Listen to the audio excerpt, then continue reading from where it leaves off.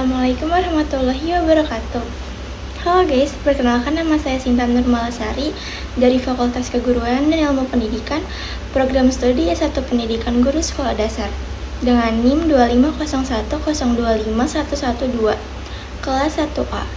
Di sini saya akan membuat video pembelajaran matematika terkait materi bilangan desimal untuk memenuhi tugas mata kuliah MTK untuk UTS. Oke teman-teman, hari ini kita akan belajar tentang bilangan desimal. Kira-kira ada yang pernah dengar belum? Apa sih bilangan desimal itu?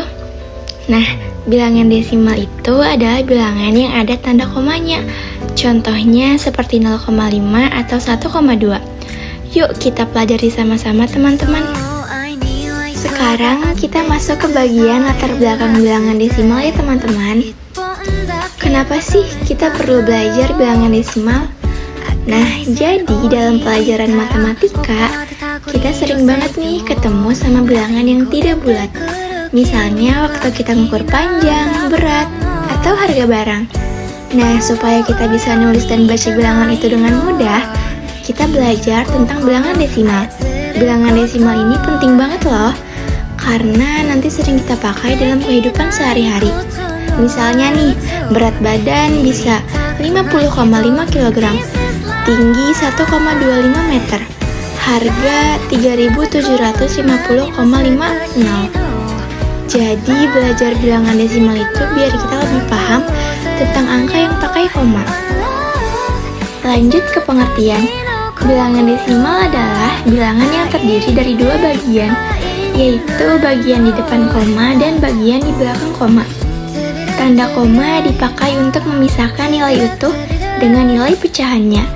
Bilangan desimal sering muncul saat hasil pembagian tidak habis. Contohnya 1 dibagi 2 hasilnya 0,5. Dalam kehidupan sehari-hari, bilangan desimal juga sering kita temui. Misalnya saat membeli gula 0,25 kg atau mengukur panjang kain 1,5 meter. Jadi bilangan desimal membantu kita menyatakan nilai yang tidak bulat dengan lebih mudah. Bagian-bagian bilangan desimal itu ada dua. Yang pertama bagian bulat kiri koma menunjukkan satuan. Yang kedua bagian pecahan ada di sebelah kanan koma. Bagian pecahan ini menunjukkan per 10, per 100, dan seterusnya. Contohnya 4,27. 4 itu sebagai satuan, 2 itu menjadi 0,2 per 10, dan 7-nya itu menjadi 0,07 sebagai per 100. Nah, bilangan desimal punya nilai tempat, sama seperti bilangan biasa. Di depan koma itu satuan, puluhan, ratusan. Tapi di belakang koma ada juga nilai tempat, yaitu per 10, per 100, dan per 1000. Contohnya 3,254. Itu 3-nya menjadi satuan, 2-nya menjadi 0,2 sebagai per 10, 5-nya menjadi 0,05 sebagai per 100, dan 4-nya menjadi 0,004 sebagai per 1000. Sekarang kita belajar cara mengubah pecahan ke bilangan desimal. Gampang banget loh caranya. Tinggal pecahan diubah dengan membagi pembilang dengan penyebut. Contohnya 1/2 itu bisa jadi 0,5 karena 1 dibagi 2. 1/4 hasilnya 0,25 dari 1 dibagi 4. 3/4 hasilnya 0,75 dari 3 dibagi 4. 3/10 hasilnya 0,3 dari 3 dibagi 10. Dan 7/100 hasilnya 0,07 dari 7 dibagi 100. Gampang banget kan? Selanjutnya, cara membaca dan menulis bilangan desimal. Gunakan kata koma untuk memisahkan bagian utuh dan pecahan. Contoh, 0,7 dibaca 0,7, 3,25 dibaca 3,25, 5,008 dibaca 5,0008. Berikutnya, cara membandingkan bilangan desimal. Itu ada dua cara. Yang pertama, kita bandingkan terlebih dahulu angka di depan koma. Yang kedua, jika sama angka di depan koma, maka kita bandingkan angka di belakang koma. Seperti contoh, kenapa 0,6 itu lebih besar daripada 0,45? Pertama, kita lihat dulu nih angka di depan komanya, dua-duanya sama, yaitu 0. Kalau angka depannya sama, berarti kita harus lihat angka yang di belakang koma. Nah, angka desimal itu boleh kita samakan panjangnya biar gampang dibandingkan. Contohnya 0,6 itu bisa kita tulis jadi 0,60.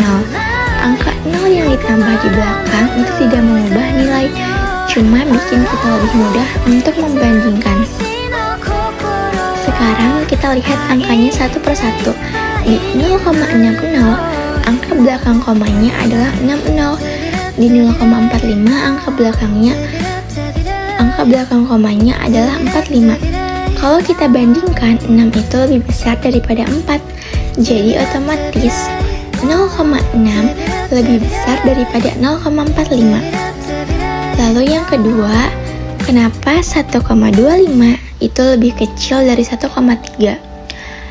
Pertama, selalu kita lihat angka di depan koma dulu ya teman-teman. Di sini dua-duanya punya angka 1. Karena bagian utuhnya sama besar, kita pindah ke angka di belakang koma. Tapi ada satu hal penting bilangan desimal, boleh kita tambah 0 supaya panjangnya sama. Misalnya 1,3 bisa kita tulis menjadi 1,30. Menambah 0 di paling belakang itu tidak mengubah nilai, hanya saja memudahkan perbandingan. Sekarang kita punya 1,25 dan 1,30. Kita bandingkan angka belakang komanya. Di 1,25 ada angka 2 dan 5. Artinya 25/100. Di 130 ada angka 3 dan 0, artinya 30/100. Karena 25 lebih kecil daripada 30, maka 1,25 lebih kecil daripada 1,3. Jadi kalau kita urutkan, yang kecil dulu adalah 1,25 baru 1,3. Yang terakhir, kenapa 2,75 itu sama dengan 2,750? Sekarang kita bahas kenapa 2,75 itu sama dengan 2,750. Dalam bilangan desimal, menambah angka 0 di paling belakang itu tidak mengubah nilai. Kenapa? Karena 0 itu tidak menambah atau mengurangi jumlahnya. Contohnya begini, kalau kita punya 2,75, itu sama saja artinya 2 satuan dan 75/100. Kalau kita tulis 2,750, angka 0 paling belakang itu cuma menunjukkan bahwa tempat perseribunya kosong. Nilainya tetap sama, karena 0 tidak menambah apapun. Ini sama seperti kita menulis angka 20. Itu bisa ditulis 20 atau 020 atau 0020. Nilainya tetap 20 karena angka 0-nya tidak mengubah nilai. Jadi 2,75 sama besar dengan 2,750. Tidak ada yang lebih besar atau lebih kecil. Nilainya tetap sama. Teman-teman, sekarang kita belajar cara menyusun bilangan desimal dari yang paling kecil sampai paling besar. Kadang angka desimal itu kelihatannya mirip, tapi nilainya beda. Jadi kita harus pakai langkah yang betul supaya tidak salah urut. Langkah pertama, kita harus samakan jumlah angka di belakang koma. Kenapa harus disamakan? Supaya kita gampang membandingkan angkanya. Kalau jumlah angkanya beda, nanti kita bingung mana yang lebih besar. Misalnya, angka 0,5 cuma punya satu angka di belakang koma. Sedangkan 0,65 punya dua angka di belakang koma. Makanya kita samakan dulu dengan cara menambahkan 0.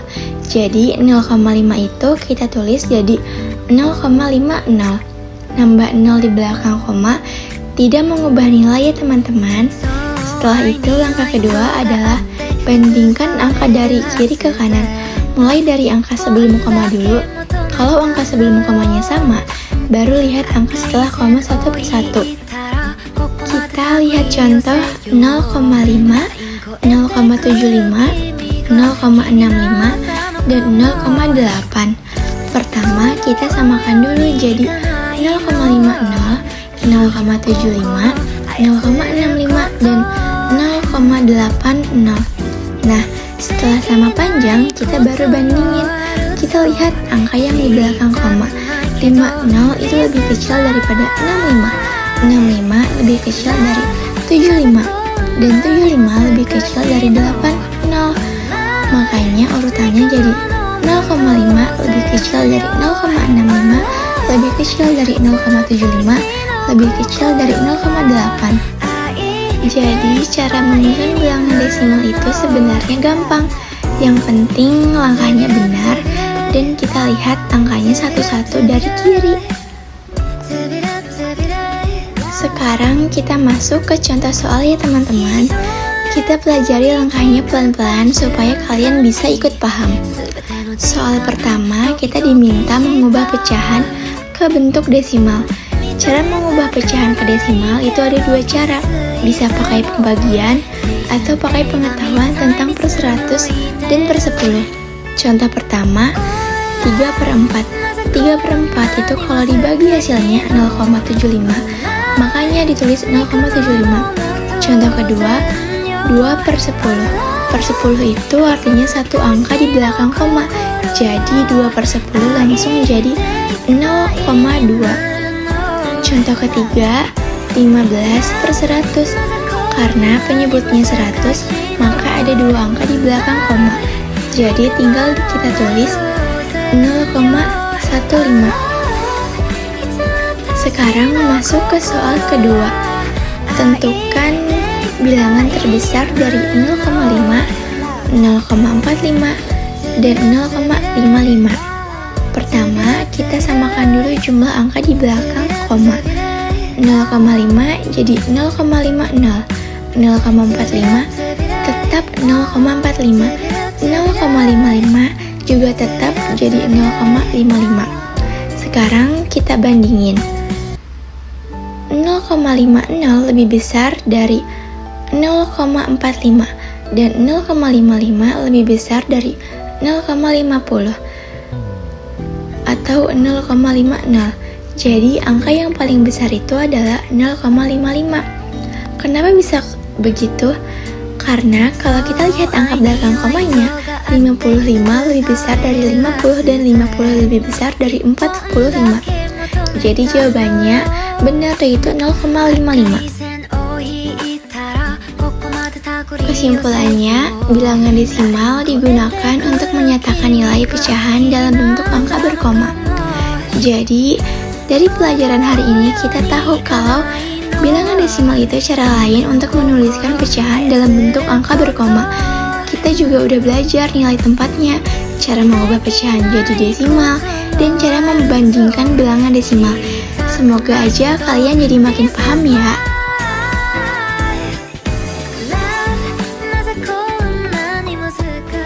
Sekian video pembelajaran dari saya, kurang lebihnya mohon maaf. Wassalamualaikum warahmatullahi wabarakatuh. Bye-bye.「